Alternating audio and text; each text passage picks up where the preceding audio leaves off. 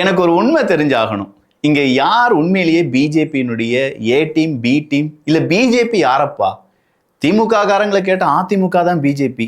கொஞ்ச நேரத்துக்கு பிறகு விஜய் தான் திமுக சொல்றாங்க, விஜய் தான் பாஜகவினுடைய அடியாள், ஏ டீம் பி டீம். அதுக்கு கொஞ்ச நேரத்துக்கு பிறகு நாம் தமிழர் கட்சி சீமான் அவர்கள் அவர் தான் பிஜேபிக்கு பி டீம்ங்க அப்படிங்கிறாரு. சரி, அதிமுக கேட்டா திமுக, நாம் தமிழர் கட்சி எல்லாருமே பி டீம்ங்கிறாங்க. ஆக மொத்தம் இந்த பாஜகவை பூச்சாண்டி காண்பித்து எல்லாரும் வளர்ச்சி அடைகிறார்களா, இல்ல எல்லாரும் அரசியல் ஆதாயத்தை எடுத்துக்கிறாங்களா அப்படிங்கிறதுலாம் தெரியல. இதுல சோ கால்டு நம்முடைய ஸ்பீக்கர் அப்பாவு அவருக்கு நிறைய சொத்து பத்துக்கள் இருக்கிறதா சொல்றாங்க. எங்க ஊர் சைட்ல ஒரு கல்குவாரி இருக்கிறதா சொல்றாங்க. எங்க ஊர் சைட்ல ஒரு விமான நிலையம் வைக்க போறதா சொல்றாங்க. இதெல்லாம் நீங்க தான் கண்டுபிடிச்சுக்கணும் அப்படின்னு சொல்லி நிருபரர்களிடம் நாம சொன்னா எப்படி இருக்கும்? ஒரு ஸ்பீக்கர் அப்படிங்கிறவர் எல்லா அரசியல் கட்சிக்கும், எல்லா நபர்களுக்கும், பொதுமக்களுக்கும் பொதுவான ஒரு நபர். அவர் என்ன தெரியுமா சொல்லியிருக்காரு? அதை சொல்றதுக்கு தானே இந்த இன்ட்ரோவே கொடுத்துருக்கோம். இது ஆழமான அரசியல் சதுரங்கம்.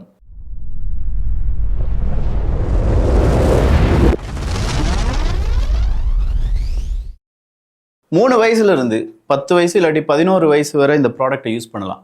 விஷுவல் சென்ஸ் அப்படின்னு ஒன்று இருக்குது. அதே மாதிரி பிரைன் டெவலப்மெண்ட்.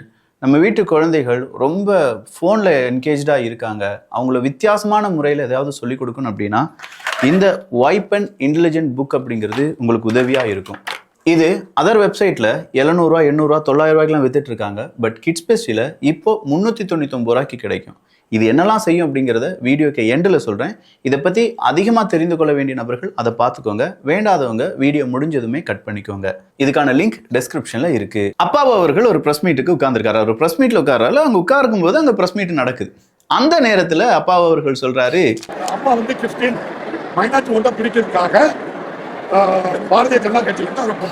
விஜய் அவர்களுடைய அம்மா ஒரு கிறிஸ்டியன். அவர் மைனாரிட்டி ஓட்டை பிரிப்பதற்காக தான் பாஜக என்ன செஞ்சிருக்கு, விஜய் அவர்களை அரசியலில் நிப்பாட்டியிருக்காங்க.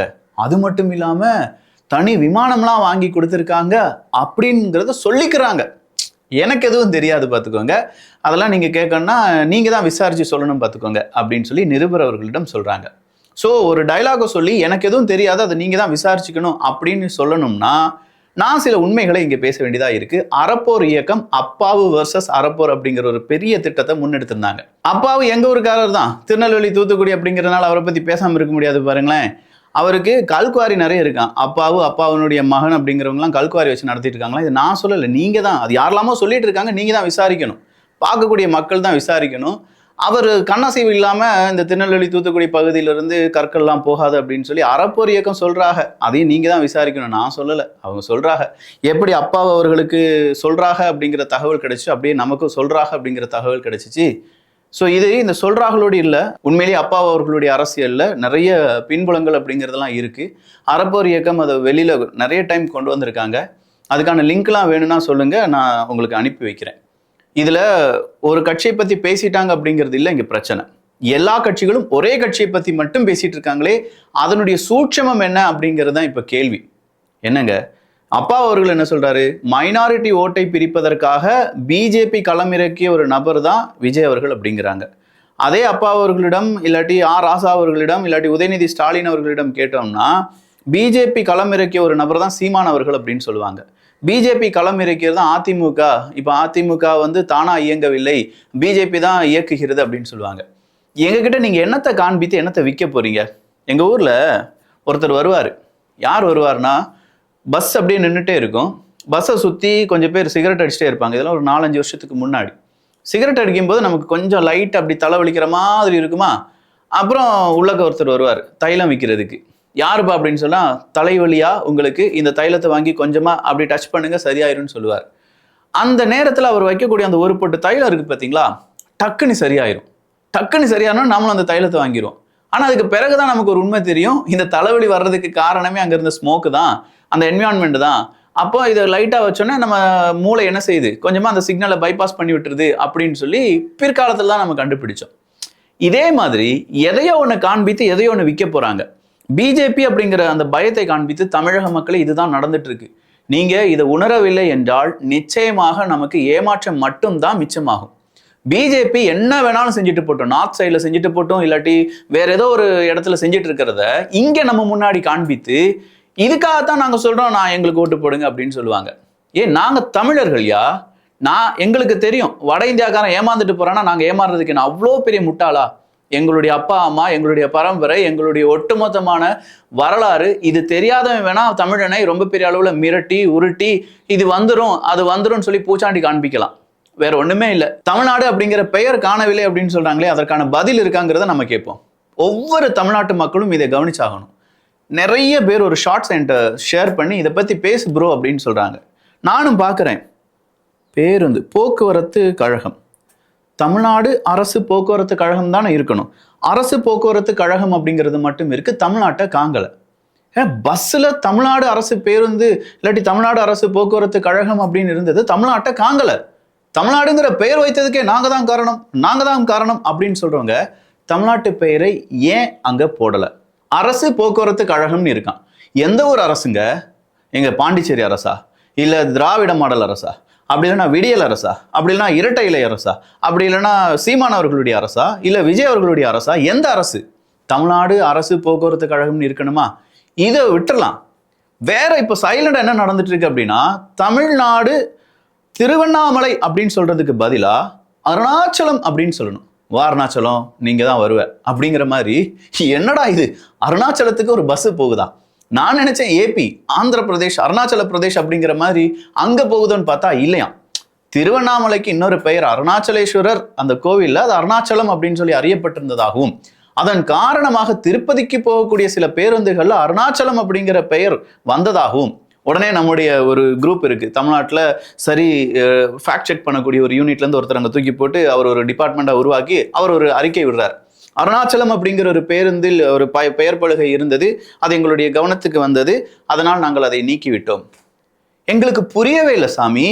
தமிழ்நாடு அரசு போக்குவரத்து கழகத்தில் ஒரு பேருந்துல நம்ம ஊர், அந்த ஊர் திருவண்ணாமலை அப்படின்னு எழுதுறதுக்கு பதிலாக அருணாச்சலம் அப்படின்னு எழுதியிருக்கே, யார் அதற்கான உத்தரவை போட்டது? அந்த உத்தரவை போட்ட நபருக்கு நீங்க என்ன மாதிரியான தண்டனை கொடுத்தீங்க? எங்க ஊர் பெயரை அழிப்பதற்கான அந்த அத்தாரிட்டி யார்கிட்ட இருக்கு? தமிழ்நாடு அப்படிங்கிற பெயரை தூக்குனதுக்கான அத்தாரிட்டி யார்கிட்ட இருக்குன்னு கேட்டா தெரியலையே சாமி. எங்க சாமி போனீங்க அப்படிங்கிற மாதிரி இருக்கு. இது மட்டும் கிடையாதுங்க, அருணை மாவட்டத்துக்கு உங்களை நாங்கள் அன்புடன் வரவேற்கிறோம். அருணை மாவட்டம் எங்கேயா இருக்கு இந்த அருணை மாவட்டம்? அது என்ன ஏதோ ஒரு ஏங்க அப்படின்னு சொல்லி கூமாம்பட்டியா? அதை கூட கண்டுபிடிச்சிடலாங்க. ஆனா இந்த அருணை மாவட்டத்தை கண்டுபிடிக்க முடியல அப்படின்னு சொல்லி பார்க்கும்போது தான் இது எல்லாமே திமுகவினுடைய ஏதாவது ஒரு ஃபங்க்ஷன் நடக்கும் பார்த்தீங்களா, அதுக்கு பின்னாடி பெரிய ஒரு ஃப்ளெக்ஸ் போர்டு போட்டிருக்காங்க.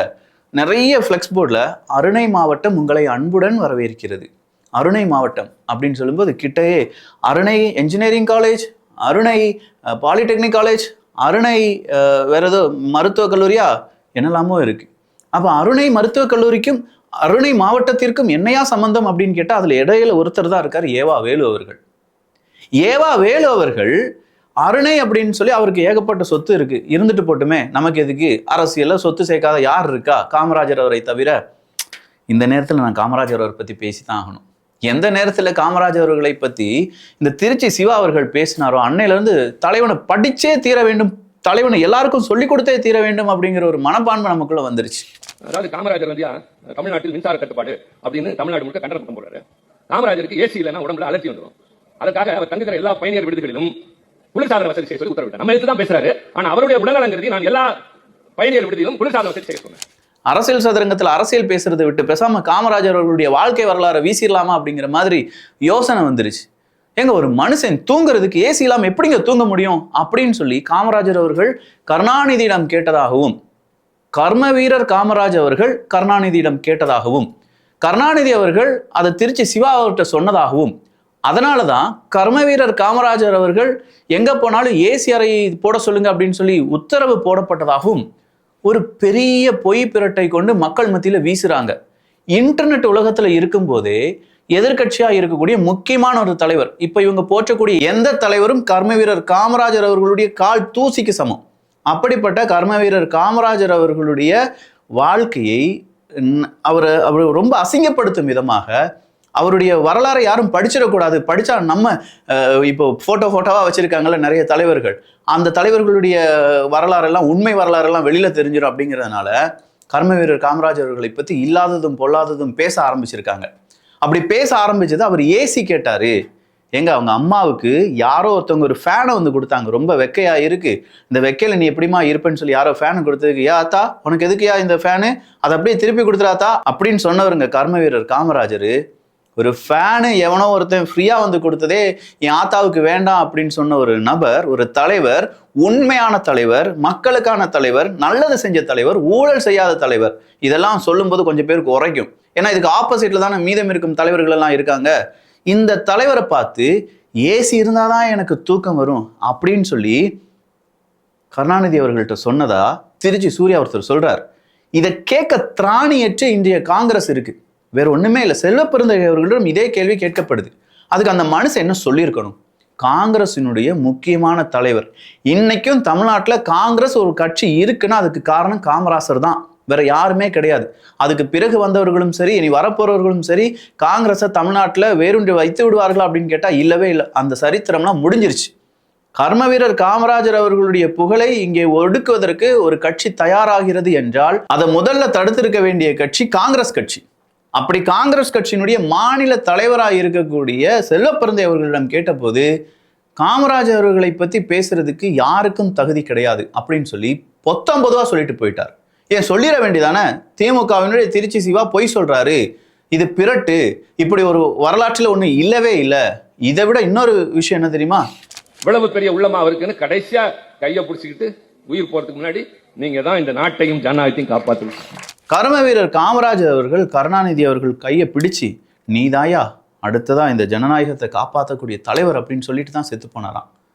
அவர் இறந்தது மயக்கமா எந்திரிச்சு பார்க்கும்போது அவர் உயிருடன் இல்லை அப்படிங்கிற மாதிரி தான் வரலாறை படிச்சிருக்கோம்.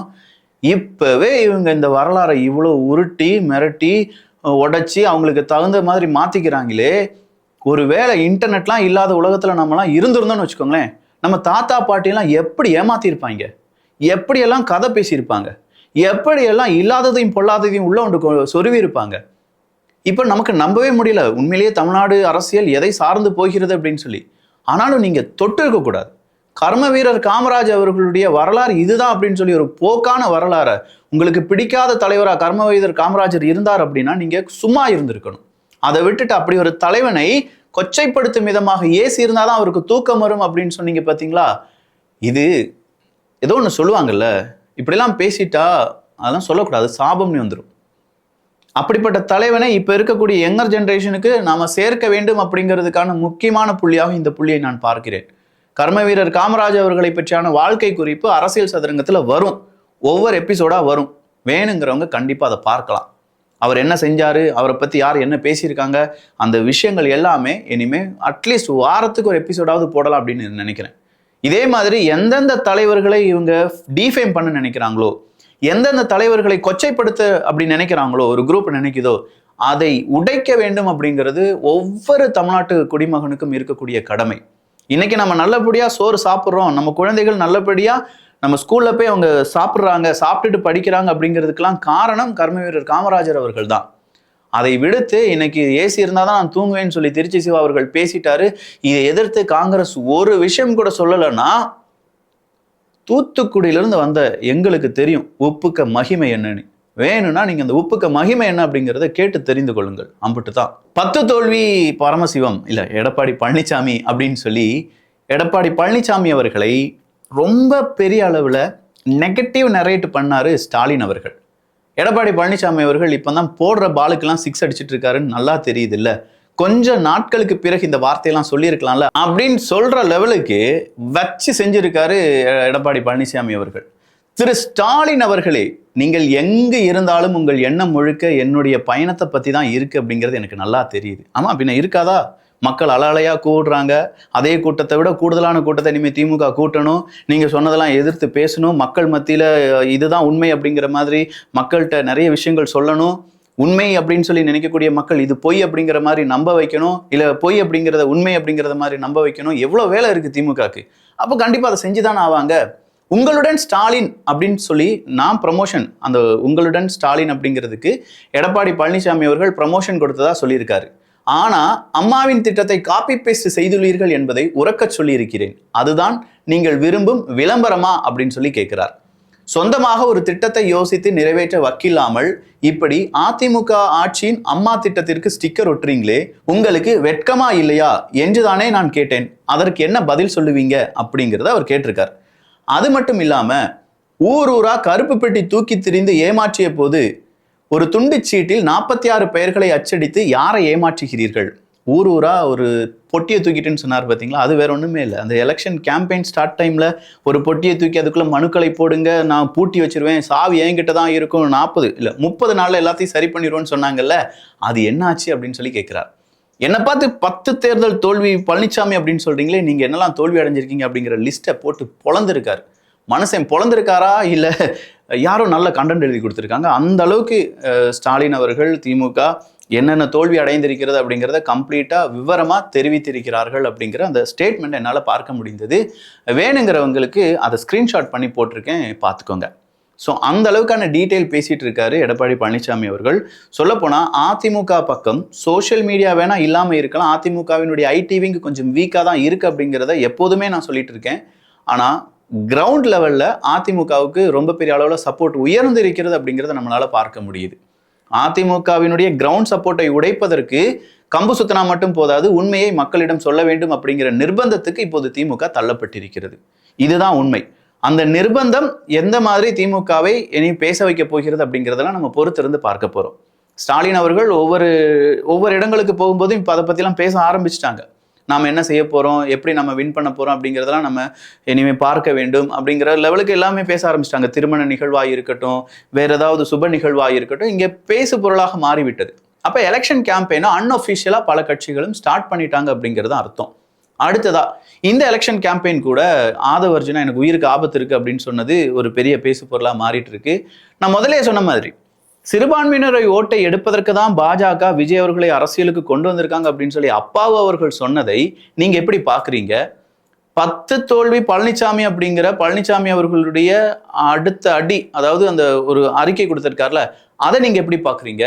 இதுக்கெல்லாம் எனக்கு நீங்க கமெண்ட்ஸ் பண்ணலான்னு பரவாயில்ல, ஏசி இருந்தாதான் எனக்கு தூக்கம் வரும் அப்படின்னு சொல்லி கர்ம வீரர் காமராஜர் சொன்னதுனால தான் நாங்கள் ஏசி போட்டோம் அப்படின்னு சொல்லி ஒருத்தர் சொல்லி தமிழ்நாட்டில் கர்ம வீரர் காமராஜர் அவர்களுடைய ஃபேமை டிஃபேம் பண்ற ஒரு அரசியல்வாதிக்கு நீங்க கொடுக்கக்கூடிய பதில் என்ன? அட்லீஸ்ட் இந்த பதிலையாவது நீங்க சொல்லுவீங்க நான் எதிர்பார்க்கிறேன். உங்களால சொல்ல முடியல, பயமா இருக்குன்னா 4 பேர்கிட்ட ஷேர் பண்ணி நீங்களாவது பதில சொல்லுங்கன்னு சொல்லுங்க. தைரியமானவங்க அதுக்கான பதில சொல்லுவாங்க. இந்த வைப்பன் அப்படின்னு சொல்லும்போது ஒரு வயர்லெஸ் கண்ட்ரோல் தான். இதுக்குள்ள 2 AAA பேட்டரி போடணும். 36 டிஃப்ரெண்ட் லேர்னிங் பாயிண்ட்ஸ் அப்படிங்கிறது இருக்கு. ஒரு படத்தை காண்பித்து அந்த படத்துல இருக்கக்கூடிய ஃபுட் ஐட்டத்தை செலக்ட் பண்ணுங்க அப்படின்னு சொன்னேன். இந்த பேனாவை வச்சு அதில் செலக்ட் பண்ணால் மட்டும் போதும். You are right. நான் ஏதாவது தப்பா ஏதாவது செலக்ட் பண்றேன்னா பார்த்துக்கோங்க, அதில் பெரி இல்லை, நாட் தட் ஒன். இப்போ மறுபடியும் சரியானதை நான் செலக்ட் பண்ண போறேன்.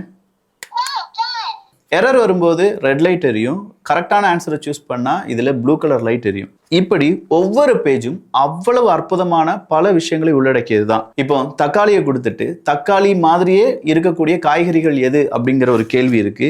அதே மாதிரி ஒரு தோலுக்கு டிசைன் கொடுத்துட்டு எந்த விலங்கு அப்படிங்கிறத கண்டுபிடிங்கன்னு சொல்ற மாதிரி இருக்கு. ஒரு விலங்கை கொடுத்துட்டு அந்த விலங்கு உண்ணக்கூடிய ஃபுட் எது அப்படிங்கிறத நம்ம செலக்ட் பண்ண வேண்டிய அந்த ஒரு டாஸ்க் இருக்கு. ஒரு பறவை கொடுத்துட்டு அந்த பறவையினுடைய நெஸ்ட் எப்படி இருக்கும், அதனுடைய வீடு என்ன அப்படிங்கிறத சொல்லிக் கொடுக்கறதுக்கான டாஸ்க் இருக்கு. நிழலை வச்சு ஷேடோவை வச்சு எந்த விலங்கு அப்படிங்கிறத நம்மளால கண்டுபிடிக்க முடியும். அடுத்ததா சீசனா இருக்கட்டும், பீச்சா இருக்கட்டும், பசிலா இருக்கட்டும், கலரா இருக்கட்டும், ஷேப்பா இருக்கட்டும், இப்படி டிஃப்ரெண்டா கிட்டத்தட்ட 36க்கும் அதிகமான பக்கங்கள் உள்ளடக்கிய இந்த புக் பிளஸ் இந்த வயர்லெஸ் வைப்பன், இது இரண்டும் சேர்த்து 399 வேற லெவல்ல இருக்கும். சீரியஸா சொல்றேன். பிரெயின் டெவலப்மெண்ட்டுக்கு நம்ம வீட்டு குழந்தைகளுக்கு இதை கொடுத்து ஒரு 10 நிமிஷம் அந்த குழந்தைகள் முன்னாடி உட்கார்ந்தீங்கன்னா அவங்க செய்கிற அந்த வேலைகள் அவங்க பிரெயினுக்கு வேற மாதிரியான ஒரு டெவலப்மெண்ட்டை கொடுக்கும். வேணுங்கிறவங்களுக்கான லிங்க் கீழே டெஸ்கிரிப்ஷனில் இருக்கு. நல்லதை பகிர்ந்து ஷேர் பண்ணி நல்ல சமுதாயத்தை உருவாக்குவோம். நன்றி, வணக்கம்.